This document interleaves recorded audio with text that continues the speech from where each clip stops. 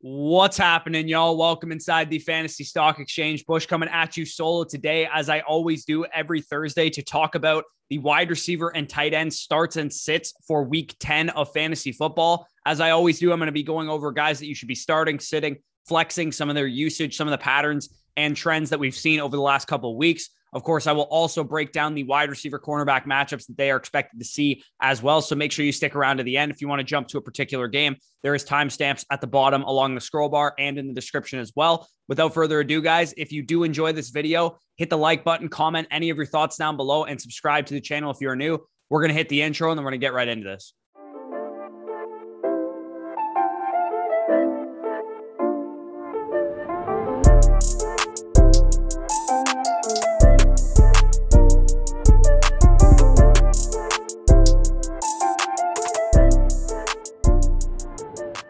Okay, so as I talked about yesterday, Texans, Bears, Giants, Bengals are all on bye this week. So that means no Jamar Chase, no T. Higgins, no Chicago Bears wide receivers if you're going to be using any of those, no Kadarius Toney, no Brandon Cooks. So as I talked about in yesterday's video as well, to save me some time, I'm going to put this chart on the screen right now. And I did tweet this out as well if you want to go to Twitter to see a bigger view of it while you're watching the video or whatever. But saying A.J. Brown faces the Saints and they rank 4th in adjusted fantasy points allowed to the wide receiver position, 13th in pass defense DVOA, takes up a lot of time. So I figure I'm just going to leave this on the screen like I did for running backs yesterday.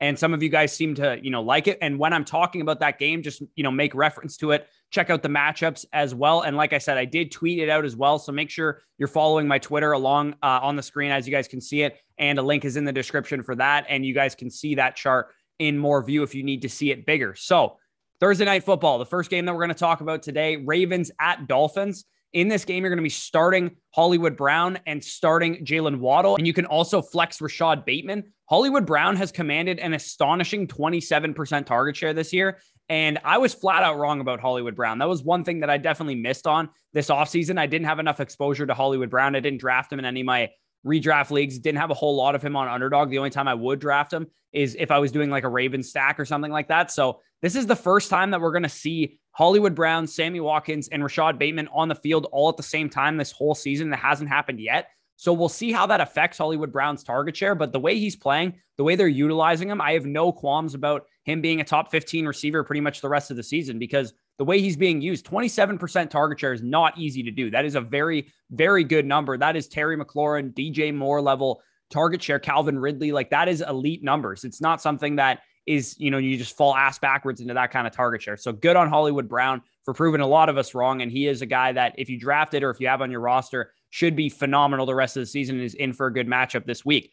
Tua is questionable heading into this game, though. So Jalen Waddle, regardless if Tua plays, is going to see a bit of a downgrade. Obviously, this matchup isn't the easiest for him, but if Tua plays, that helps his volume and some of his deep usage as well, because we have seen trends that when Jalen Waddle has Tua at quarterback, he's being used more down the field, whereas when he has Jacoby Brissett, the offense moves a little bit more sluggish and they throw the ball a little bit closer to the line of scrimmage. They don't necessarily attack the deep part of the field where they do with Tua. So you can see the matchups on the screen right now. Jalen Waddle expected to see a lot of Tavon Young, should keep him away from Marlon Humphrey, which is definitely good news. Marquise Brown will be shadow covered by Xavier Howard in this game. Rashad Bateman will be shadow covered by Byron Jones in this game. Of course, they do move these guys into the slot interchangeably. So whoever's in the slot, mostly Marquise Brown, should be on Nick Needham and should be able to take advantage of that matchup. At the tight end position, start them both. Both of them are inside my top 8 tight ends. Mark Andrews and Mike Gesicki, both commanding pretty decent target shares at the position, both top 5 in target share at tight end.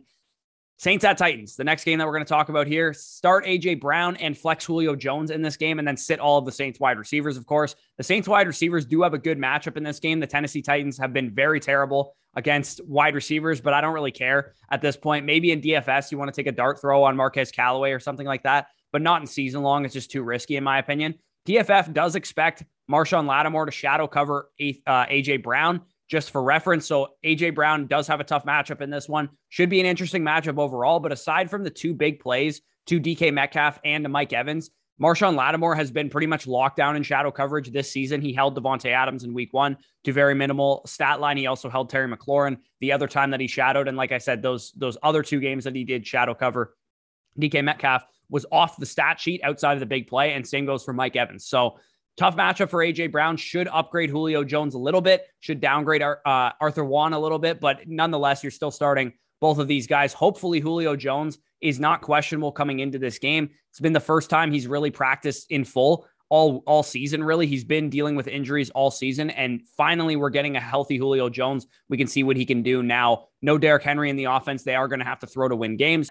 Bills at Jets, the next game that we're going to talk about here. In this game, you can start all 3 Buffalo Bills wide receivers and sit all the Jets wide receivers. So the one thing I will say is that Elijah Moore obviously showed a lot last week, and a lot of you guys who picked him up, or maybe you had him on your bench or something, are going to be tempted to start him in this game. But Elijah Moore and Corey Davis and Jamison Crowder, they're all inside my top 50 wide receivers, but none of them are inside my top 40. And the reason is, of course, you guys can see them above me right now, is the Buffalo Bills are very good against wide receivers. I'm afraid that this is where the Mike White Cinderella story comes to an end. I don't think he's going to have a good game in this one. As you guys can see on the screen, this defense is just absolutely clamps against wide receivers. On top of that, Elijah Moore's blow-up performance came in spite of him running only 63% of the team's routes. Now, hopefully they bump that percentage up because of that big performance, but it is still a concern that he's not running, 90, 80% of the routes like Jamison Crowder and like Corey Davis are when they're on the field. He is being used sparingly in favor of guys like Keelan Cole and Denzel Mims sometimes. So that is definitely not what you want to see, but hopefully his blow-up performance does contribute him being on the field a little bit more often. Just this week specifically, I'm not playing him because the Bills are just too good against wide receivers. The Bills wide receivers, on the other hand, are guys that are obviously going to sting a little bit to throw in your lineup because what they did last week was definitely not what you expected going up against the Jacksonville Jaguars. We all expected a big game out of the Buffalo Bills offense. We didn't actually see that, but I am going back to the well on these Bills wide receivers because I am not expecting them to lay another egg 2 weeks in a row. Cole Beasley expected to see Michael Carter in the slot, Emmanuel Sanders against Brandon Echols on the outside, Stephon Diggs also seeing a bit of Brandon Echols and Bryce Hall. So overall, good matchup for the Bills wide receivers, bad matchup for the Jets wide receivers. At the tight end position, Dawson Knox is practicing this week. If he plays, he's currently my tight end 10, and I would start him over guys like Hunter Henry, Pat Freiermuth, Dan Arnold, Tyler Higbee, just because we've seen Dawson Knox when he's on the field get heavy involvement in the red zone, get heavy involvement down the field. And when you're talking about an offense like Buffalo in a good matchup, I'm going to bet on that more often than not than more volume in a worse offense. Like, for example, what Dan Arnold is dealing with the Jags offense. So the Lions at Steelers, another game that we're going to talk about here. Start Deontay Johnson, and that's it. Because we had some bad news come out about Chase Claypool that he's basically dealing with turf toe. Now, it doesn't sound like it's a season-ending injury, but what it does do is make Deontay Johnson a very valuable fantasy asset because Deontay Johnson is a guy that needs targets to be relevant. And the fact that there's no Juju and no Claypool now, presumably for this week and going forward,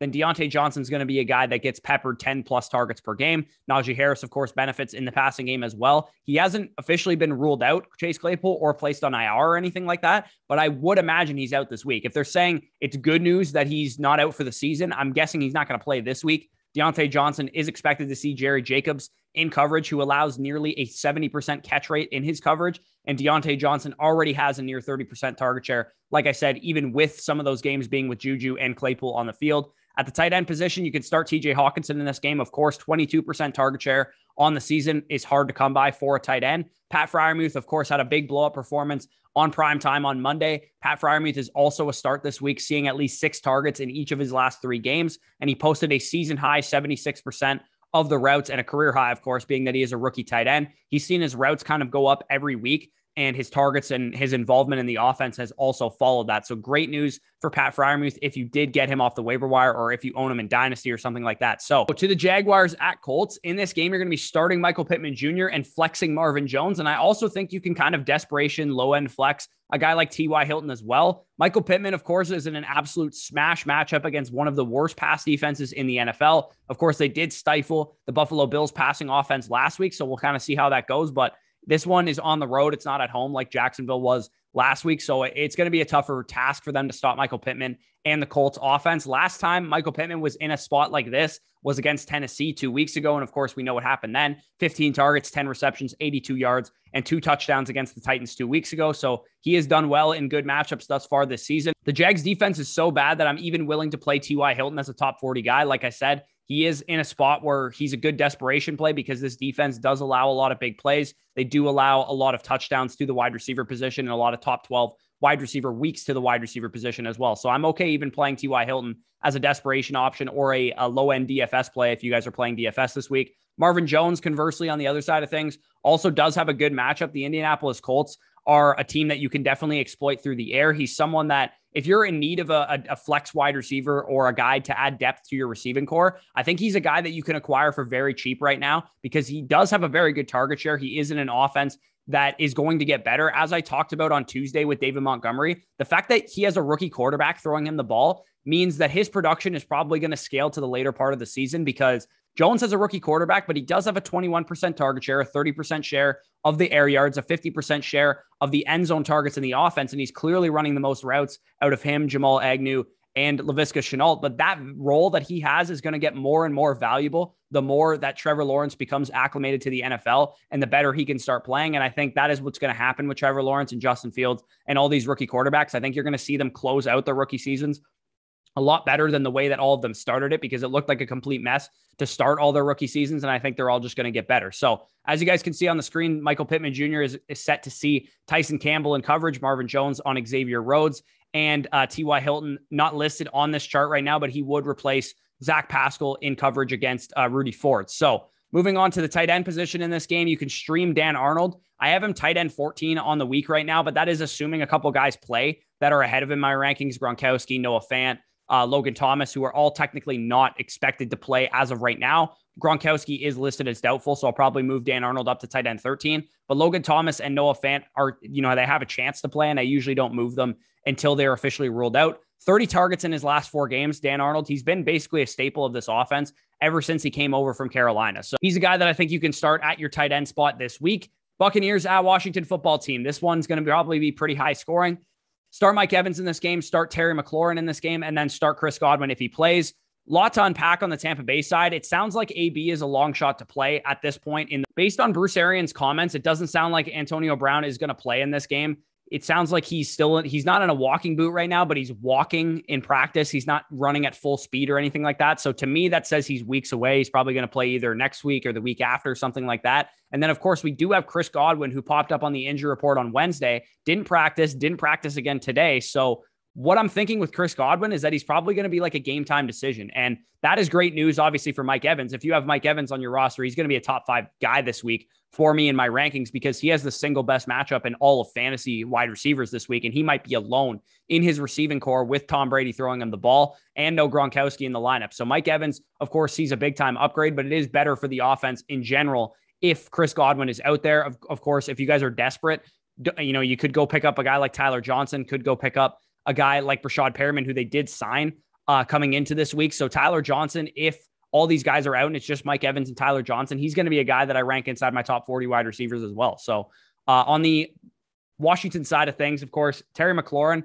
go get him before it's too late. I talked about him as a trade target candidate 2 weeks ago before the bye week. Of course, everything still applies because he didn't play a game last week. 28% target share, the second highest target share of his team's air yards at 45%. Top 5 in deep targets at wide receiver, top 10 in total targets. You basically just have to hope for better quarterback play out of Terry McLaurin. Their schedule is easing up a little bit, whether it's Heineke or Fitzpatrick coming back soon. They just need better quarterback play, and Terry McLaurin's a top 24 wide receiver. Mike Evans, as I mentioned, will probably be alone in this wide receiver core going up against Kendall Fuller in coverage. If Chris Godwin plays, he should see Landon Collins, which is a great matchup for him. Terry McLaurin will see a lot of Jamel Dean, though, who has been playing well this season, but I think Terry McLaurin should be good enough to beat him anytime that he's in coverage on him. And of course, he is going to see some Pierre Desir on the other side of things as well, and he's definitely good enough to beat that guy. So at the tight end position, a lot up in the air in this game. It doesn't sound like Logan Thomas or Gronkowski are expected to play. It's actually been already announced that Gronkowski is doubtful for the game, which I don't expect him to play, of course. Logan Thomas is, quote, still dealing with a sore hamstring as of right now. So I'd say your best bet, if Logan Thomas is out in this game at the tight end position, is playing Ricky Seals-Jones as a top 15 option, assuming Logan Thomas is out. But of course, this game, again, is so up in the air from an injury perspective. We're just going to need to see what happens throughout the week. To the Browns at Patriots, this game not overly exciting, pretty low over-under of 45 points in this game.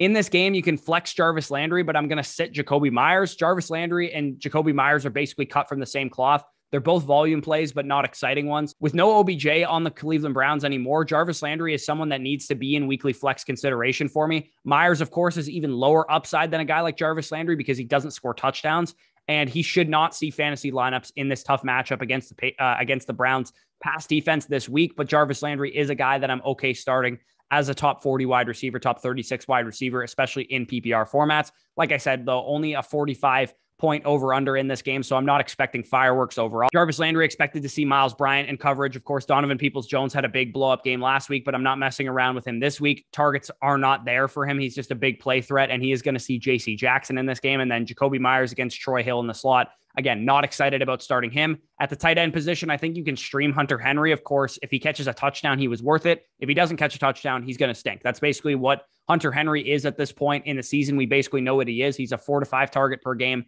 tight end. He's going to have 30 to 40 receiving yards per game, but he needs to score a touchdown in order to be a tight end one on the week. To the Falcons at Cowboys. In this game, obviously, is going to have a lot more fireworks, has the highest over-under of any game on the slate right now. 55 points is currently the over-under on this game. Start CeeDee Lamb, start Amari Cooper, sit Michael Gallup, and sit all the Falcons wide receivers, of course, except for Cordarrelle Patterson, who I basically count as a running back in my mind.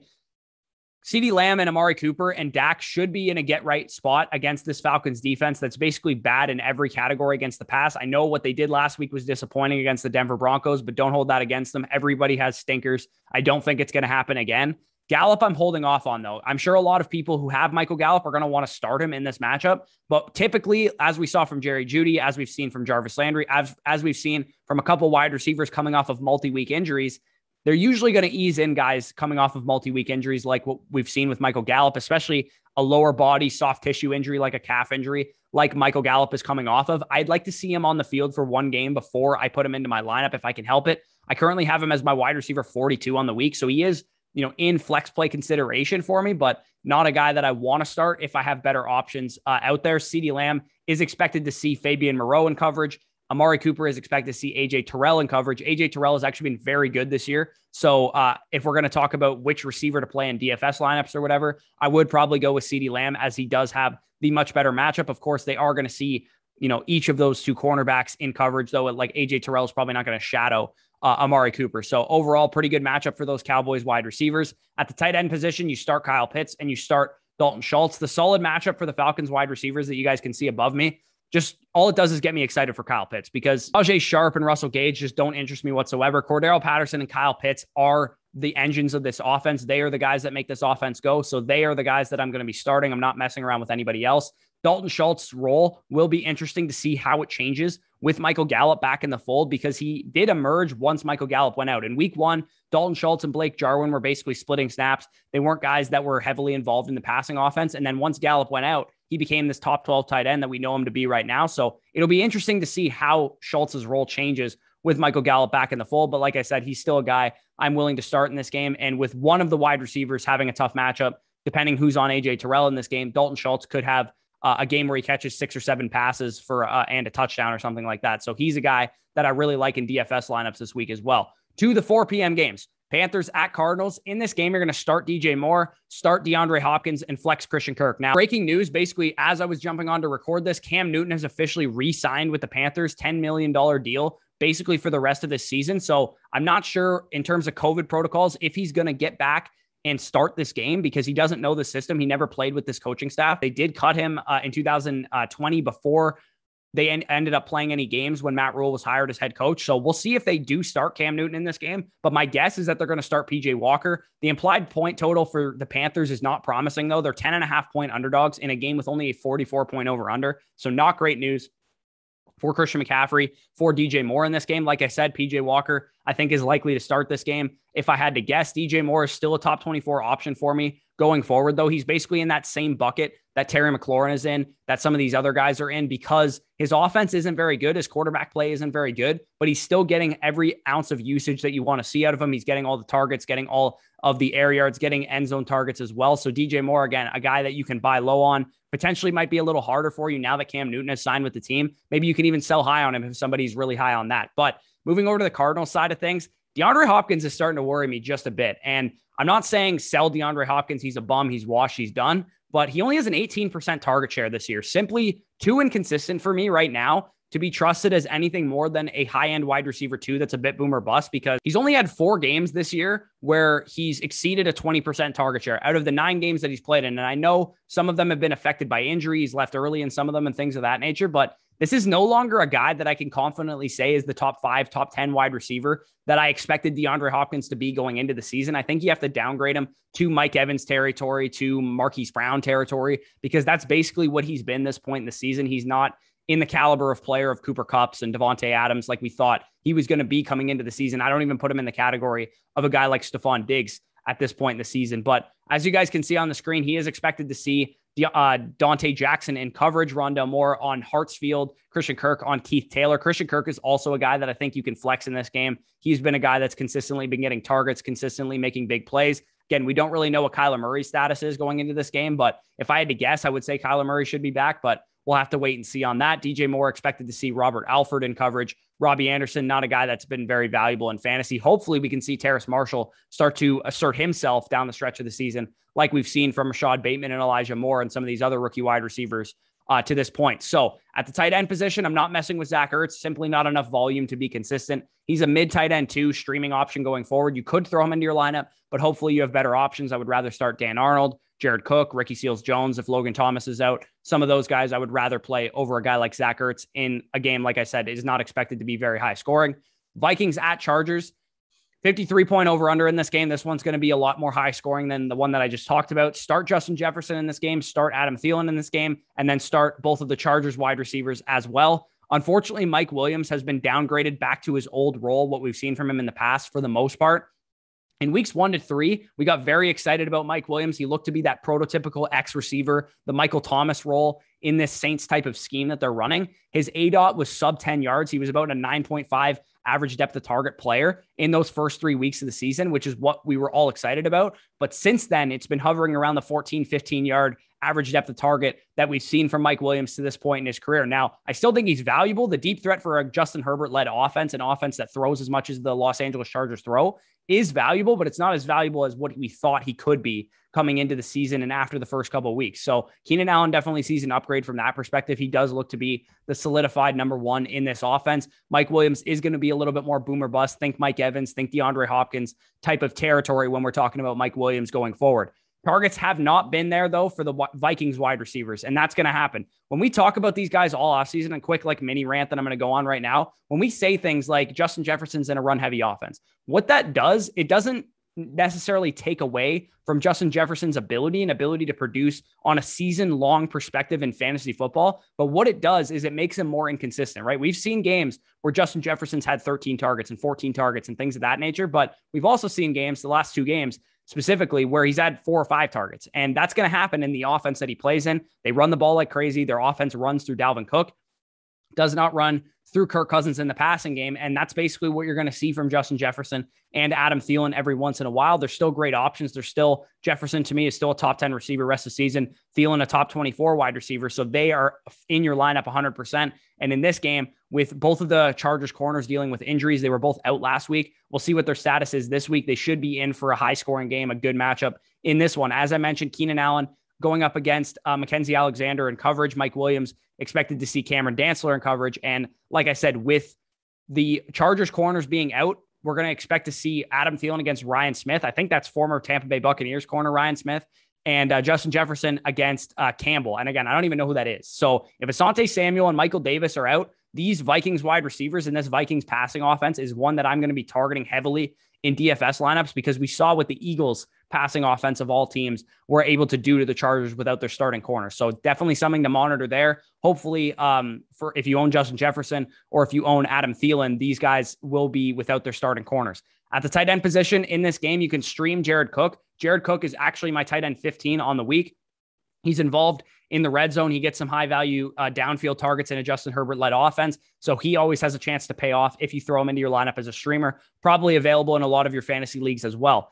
The Seahawks at Packers, the next game that we're going to talk about here. In this game, you're going to start DK Metcalf and start Devontae Adams. And then I think you can flex Tyler Lockett as well. The best thing that can happen in this game, if you guys own Tyler Lockett, is that he blows the fuck up, right? He has a huge performance, because if that happens, then you can sell him. And I suggest you do if it does happen, because We've seen Tyler Lockett be the feast or famine, boom or bust guy that we feared coming into the season. He has 3 games of over 20 fantasy points in half PPR, but he has 5 straight games in between those 3 games where he absolutely killed your lineup. He had less than 10 half PPR fantasy points from weeks 3 to weeks 7, I believe it was. And then in week 8, of course, right before the bye, he had a 13 or 12 target performance against the Jacksonville Jaguars. Well, if he comes out this week with Russell Wilson back against the Green Bay Packers and has a big game, you're going to probably be able to sell him for way better options than what he's actually worth. If you can sell Tyler Lockett coming off of a big game this week for a guy like, I mean, hell, even like Robert Woods, but you could probably get somebody better than that. You could probably get Terry McLaurin, DJ Moore, somebody in that realm, maybe even Chris Godwin or Mike Evans if he has a great performance. So that is what I'd be looking to do with Tyler Lockett.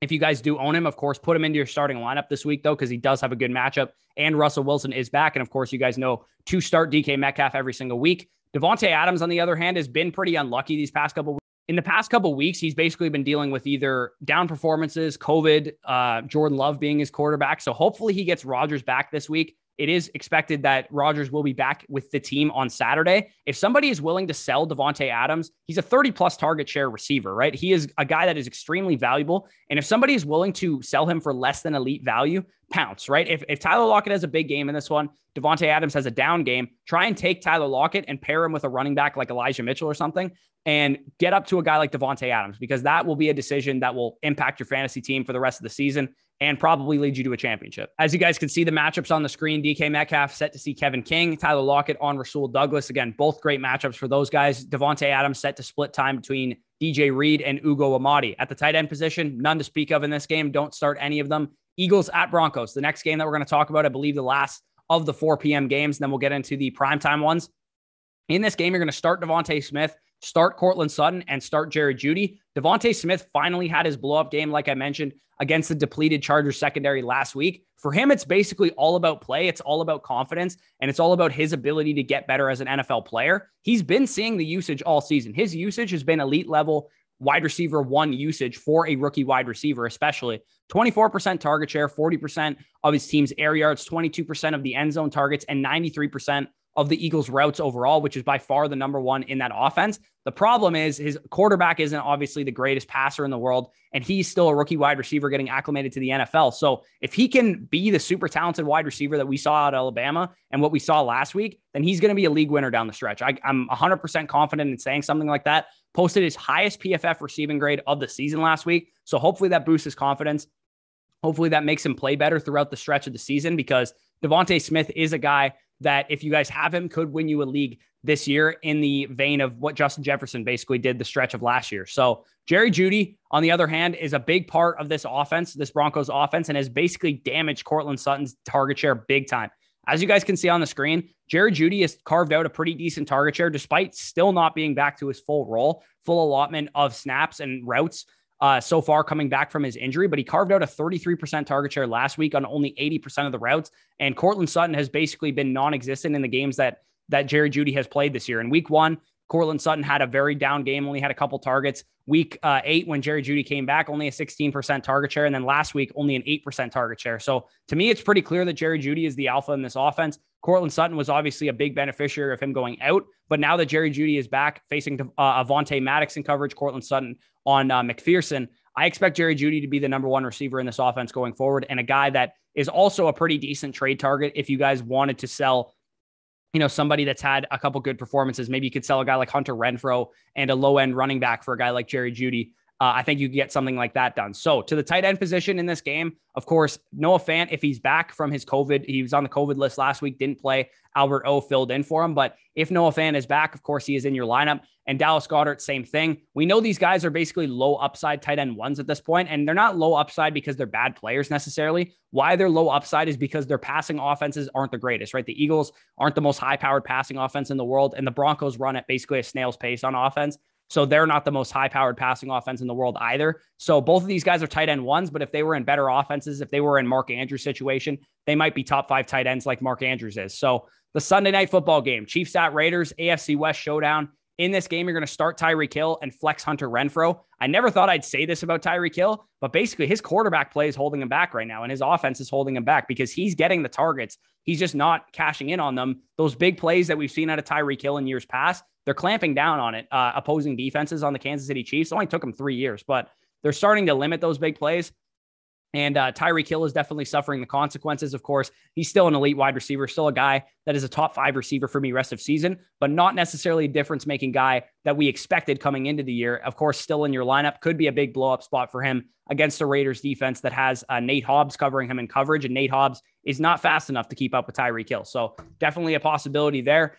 Hunter Renfrow, of course, was the biggest beneficiary from a target perspective of Henry Ruggs' departure. Pretty wild to me that people didn't expect a big game out of Hunter Renfrow last week, but he's another guy, like I said, that I'm willing to throw into my wide receiver 3 flex spot this week in another good matchup against L'Jarius Sneed in the slot. At the tight end position, of course, this game features 2 elite tight ends, Darren Waller and Travis Kelce, but both of these guys, it is worth noting, have been about 3 points per game worse than they were last year. So if it feels like you don't have an elite tight end in Travis Kelce, if it feels like you don't have an elite tight end in Darren Waller, it's because they are elite tight ends relative to their position this year. But the problem is they were so much better last year that it doesn't feel like they're elite tight ends right now. And if they were wide receivers, Travis Kelce would be equivalent to Terry McLaurin as a wide receiver in terms of points per game. And Darren Waller would be only equivalent to Christian Kirk in points per game this year, respectively, when last year they were more so equivalent to like top 12 type of wide receivers, both of them. And this year, that's not been the case. So definitely not great news for those of you guys that spent elite draft picks on Travis Kelce and Darren Waller, but both guys that I think are buy low candidates going forward because I don't expect them to continue being middling tight ends like they've been. I expect them to be the elite tight ends that we've seen because the usage, the targets, everything is there for them. They just need to go out and perform a little better than they've been performing right now. Monday Night Football, the final game of the slate, Rams at 49ers. In this game, you're going to start Cooper Kupp, start Robert Woods, start Deebo Samuel, and I think you can flex Brandon Ayuk as well. Cooper Kupp is currently my wide receiver 1 on the week. 49ers are not great against wide receivers, as you guys can see on the screen, and the Rams offense is implied 26.5 points in this game per Vegas. So both he and Robert Woods are every week starters. And I also think that Van Jefferson is somebody that you can throw into your lineup as a low end flex play. I think he's my wide receiver 39 or 40 on the week as well. So he's a guy that you can throw into your lineup. And then on the 49ers side of things, it looks like Brandon Ayuk is back because as you guys can see on the screen, in 2 consecutive weeks coming out of the bye, he ran 72% of the routes, 97% 2 weeks ago, and then 94% last week. So Brandon Ayuk, on top of getting targets, on top of running routes, is now performing like the alpha wide receiver that I thought he could be coming into this year. It looks like it was like a 9-week delay on what we expected to see from Brandon Ayuk. But what we're finally seeing is a guy that you can actually trust and a guy that you can actually throw into your lineup. And in this game, you guys can see going up against Robert Rochelle in coverage, Deebo Samuel going up against Darius Williams, who's coming back from injury.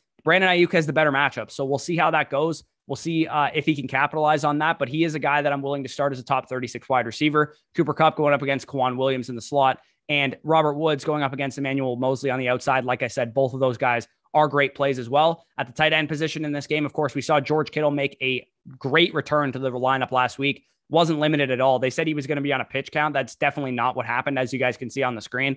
And Tyler Higbee is basically getting the usage of an elite tight end. He's just simply not commanding targets, but he is a guy, like I always talk about, he's in the Rams offense. He has a chance to score a touchdown each and every week. So if you need a guy to throw in your lineup that's touchdown or bust, I would rather play Tyler Higbee than a guy like Hunter Henry, who of course is not in as good of an offense as Tyler Higbee. So if you guys did enjoy that, like I said, leave a comment down below. Any start sit question you have, I will answer it. Like the video if you enjoyed. Subscribe to the channel if you are new. We're just about at 8,000 subscribers as I record this right now. I think we're at like 79.95. So appreciate all the support you guys have provided to the channel so far this season.